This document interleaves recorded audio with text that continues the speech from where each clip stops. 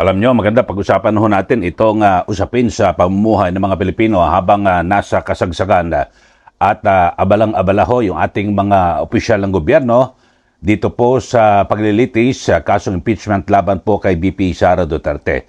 Ito ho ang aking kaibigan na si Gary Vasquez, nagtatanong dahil sa meron mo siyang natanggap na mensahe mula sa kanyang kaibigan at na kung saan ay talagang ito, isang ehemplo lang ho ito, yung sektor po ng real estate. Na kung saan ay talagang mukhang panahon po ito ng patuloy na paghina. At talagang nakakatanggap po ng napakaraming mga challenges o hamon. At dito ho mga kababayan ay ang sinasabi talagang maapektuhan ito yung iba pang mahalagang sektor na marami hong empleyadong umaasa, tulad po yung sa mga arawang sahod, alam niyo naman sa real estate, di ba, sa construction, lahat, ang dami ho ng mga maapektuhan. Tuhog-tuhog ito mga kababayan At siyempre, maaari ho ito magdulot ng karagdagang problema at lalaki ho sa kabuuan dahil sa kapag naapektuhan po yung kita ng mga pangkaraniwang manggagawa, yung 'di ba, ang importante yung kaya nga yung spending, yung yung paggastos ng tao, yan po ang isa po sa bumubuhay sa ekonomiya ng ating bansa. At siyempre sa huli yung pagbaba po ng tinatawag na GDP o itong gross domestic product maaring maging indikasyon ng pagpasok ng ekonomiya sa recession o yung pag-urong ng ating ekonomiya. Alam nyo ho, sa ngayon talagang hindi lang ho tayo recession o depression na ho ang nararanasan ho ng mga Pilipino. At ang isa ho sa posibleng paraan upang makabangon, siyempre yung pagbabaraw sa halaga ng ating currency o piso upang mas maging competitive yung ating mga produkto sa ibang bansa. So mapalakas din daw po yung exports. Pero ito ho ay siyempre talagang kinakailangan timbakin ho mga kababayan. Ito sa aking pananaw ho ay isa po sa pinaka-importante ho rito yung tinatawag na good governance. Kinakailangan ho dapat magkaroon po ng maayos at matino na pamamahala dito po sa ating bansa. At unang-una po sa lahat ay siyempre kung yung mangunguna na leader ng ating bansa, mga kababayan, ay marami hong mga, di ba? Maraming mga sabi sa atin na sabit ho na mga issue at lalo't sa ngayon dito po sa ating kasalukuyang administrasyon, napakatindi ho ng aligasyon po ng mga katiwalian So talagang napakatindi ho mga kababayan at maring isa po ito sa, di ba, talagang makaapekto po sa pamumuno Kasi alam niyo ho, napaka-importante yung buong-buo po yung tiwala ng mamayan. Sa ngayon ho ay sabihin natin, talagang bagsak po ang tiwala ng tao dito po sa ating gobyerno o sa administrasyon. Bakit to? Yan po ay makikita ho natin yung mga indikasyon sa mga survey, di ba? Yung trust rating, biro mo, trust rating ng Pangulo, negative. Di ba? Talagang napakatindi ho niyan. At sa ngayon ho, mga kababayan, ay kung susumahin natin, talagang napakatindi ho, di ba? Yung yung ating utang, yung national government debt, nako, 19.07 trillion na. At base ho sa mga naunang pahayag ay tuloy-tuloy ho ang pangungutang at dito po sa panukalang 7.2 trillion na budget, mahigit sa 1 trillion ang uutangin.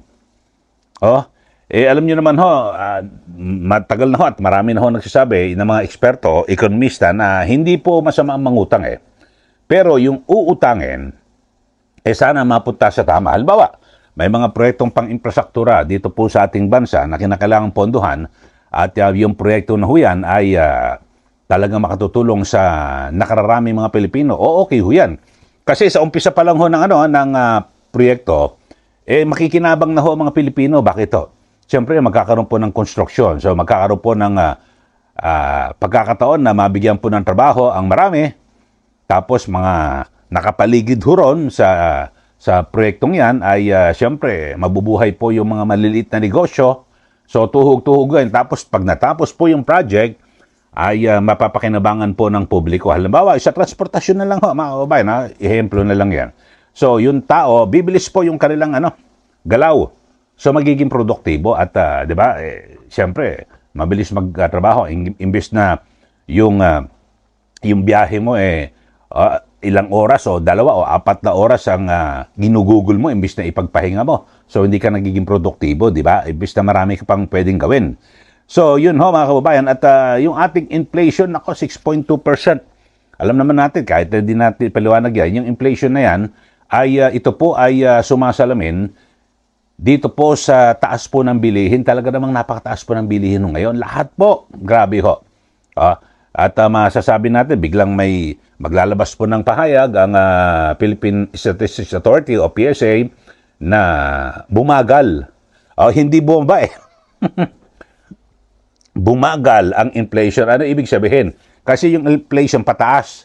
So, kung mabilis ang pagtaas, ngayon bumabagal lang pero tumataas pa rin unti-unti, mabagal. So, masama talaga sa ating ekonomiya, di po ba? So, tapos, sa ngayon ho, mga kababayan, base po sa mga nakukuha natin ng mga data, itong nakuha natin, as of August 2026. Yun ho. Yung unemployment ho natin, unemployment rate ay 4.9%. At mataas ho ito at ibig sabihin yung numero po ng mga walang trabaho ay nasa 2.59 million. Tapos meron ding underemployment.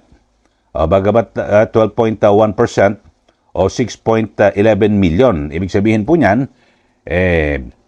talagang kapuso. At siguro yung underemployment, yung mga pa-racket-racket lang ho, yung mga hindi ho permanente. Yun ho.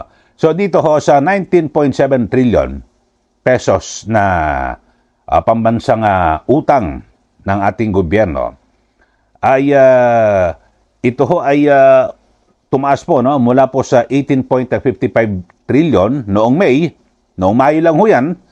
Tapos about 12.84 trillion sa domestic debt at 6.23 trillion sa foreign debt. Yun ho.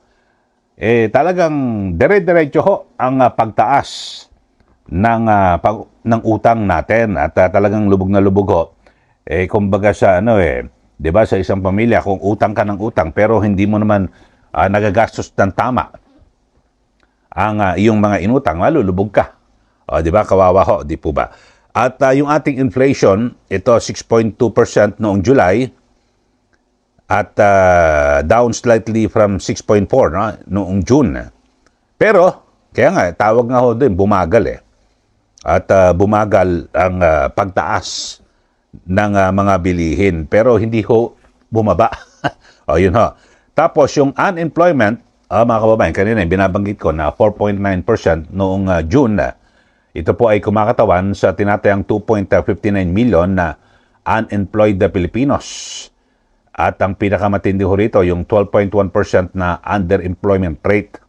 Meaning, 6.11 million employed, pero gusto hong makakuha pa ng mga dagdag na pagkakitaan, di ba?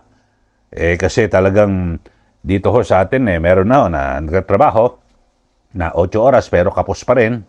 Di ba? Gusto ho talaga maghanap ng trabaho. Pero yung iba naman na tinatawag na underemployment o underemployed, meron kang trabaho, paano lang, para racket o kaya minsan lang sa halimbawa, sa isang linggo, nakakadalaw o 3 beses ka lang. So talagang mahina at paano mo mabubuhay ng maayos ang iyong pamilya, di po ba? At alam niyo naman, importante na dapat ho talagang, kasi ang bubuhay po sa ekonomiya, yung paggastos ng tao Di po ba? Kaya inyong mapapansin na kapag panahon po ng kampanya sa eleksyon, ay inyo pong maramdaman na, at base na rin po sa mga datos, ay tumataas po yung medyo sumisigla ng kaunti ang ekonomiya. Bakit to? Kasi marami hong tao na gumagastos at syempre nangunguna ho dyan yung mga politiko, yung mga kandidato na talagang milyon at pang national, bilyon ho ang ginagastos, di po ba? So, marami po nagkakaroon po ng trabaho. Yung sasama ka sa mga politiko lang na kandidato, mabibigyan ka ng di ba, ng pera. Iba pa ho ito sa binabanggit natin ng mga vote buying Yung empleyo, halimbawa, kayo mga taga-suporta nito, di ba, mabibigyan ko yan ng sweldo. So, medyo gumaganda po ang ekonomiya kapag panahon po ng eleksyon. Pero temporary at artificial lang ho yan. Di po ba? So, dito ho, mga kababayan, ay nababanggit lang ho natin dahil sa talagang marami ho tayo narinig ngayon puro daing. Daing ng daing. Di po ba? So, ano ho ba dapat na gawin? Dito ho sa talagang ang ating ekonomiya, mga kababayan, medyo nag-pause muna ako ng konti sa issue po ng politika kasi parang wala naman nangyari diyan sa impeachment na yan mga kababayan. Talagang lahat nagpapasikatan at depende kung sino ang kanilang kinakampihan, pero sa ngayon wala pa rin napapatunayan na talagang direkta ho na ibinulsan ni VP Sara Duterte yung kanyang yung sinasabing confidential funds. So dito ho, mga kababayan, ay talagang tapos ang matindi ho rito, utang tayo ng utang, tapos di ba yung mga project hindi natin malaman kung nasaan pupunta. Yung investment ho natin na pumapasok, nako, ito ho, meron akong 9.2% na bumagsak po ang investment. Na kung saan, siyempre, yung mga negosyante talaga nagiging maingat sa paggasta at pagpapalawak ng kanilang mga negosyo.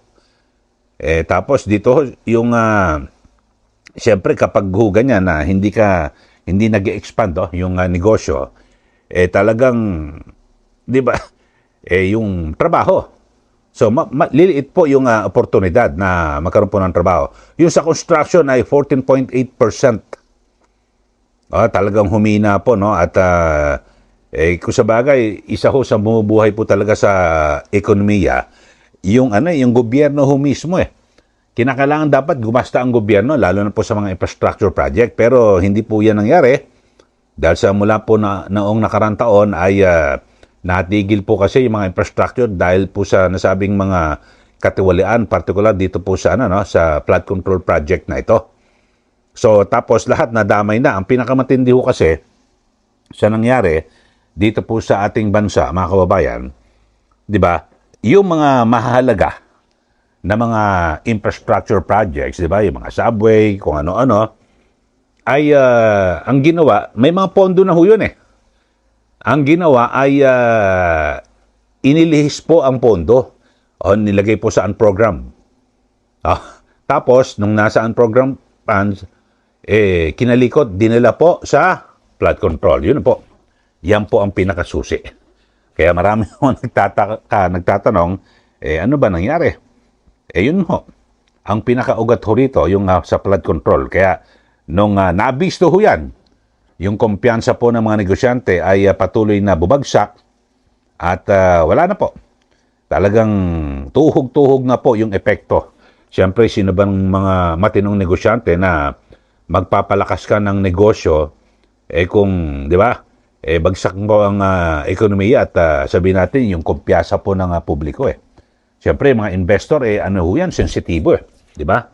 At talagang tinitingnan nung mabuti yung nangyayari sa paligid. At isa po dyan, yung matindi ho yung korupsyon dito po sa ating bansa na kung saan ay wala pa hong malinaw na naparusahan trilyon hong piso ang sangkot na halaga dito po sa mga proyektong ito. Tapos, at bukod ho dyan sa matinding korupsyon na wala pa hong nangyari. At sa ngayon parang di ba, ang perception at paniniwala ng lahat, ang mga tinutumbok lang ho yung yung mga kritiko o hindi kakampi ng administrasyon. Tapos bukod ho diyan ay yung pinakamatindi ho, siyempre agam-agam ho ng mga negosyante, yung katatagan ho ng politika dito po sa ating bansa. Ngayon ho, meron pong impeachment.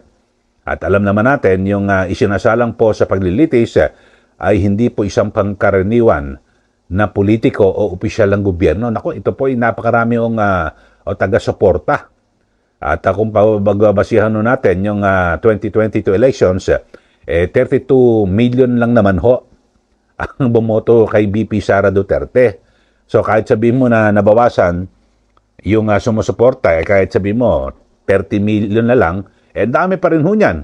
Kaya kung ikaw ay negosyante, mag-aantabay ka ng konti at mag-iingat ako, huwag muna tayo maglabas ng pera. Huwag muna nating ituloy yung ating yung expansion ng ating negosyo, delikado. Baka, di ba, baka naman magkaroon ng, siyempre, hindi unawaan sa larangan po ng politika. Kaya ang pinakamainam ang gawin ay intayin na lang natin yung 2028 elections at pagkatapos po niyan ay kung sino ang manalo at talagang magiging Pangulo, yun ho. So kayo ho mga kababayan, ano po masasabi nyo rito? At medyo isiningit ko lang ho itong issue, talagang hindi na ako nakatiis Kasi may mga nagbibigay sa akin ng mga mensahe ng ating mga kababayan, ng mga negosyante, talagang ano ho sila naririndi na ho dito po sa kasalukuyang sitwasyon dito po sa atin na kung saan ay nangingibabaw po yung usapin ng politika at hanggang sa ngayon hindi pa rin ho nare-resolba yung na mga sumambulat ho ng mga issue ng katiwalian sa ating gobyerno. Magbigay na po kayo ng comment dito po sa ating channel at sa mga bago lang po subscribe na po kayo at huwag niyo pong kalimutan na i-like at i-share. Ganyan din po yung aking Facebook page, Ka Eli Saludar. Maraming salamat. Muli, ito po si Ka Eli. Magandang araw po sa ating lahat.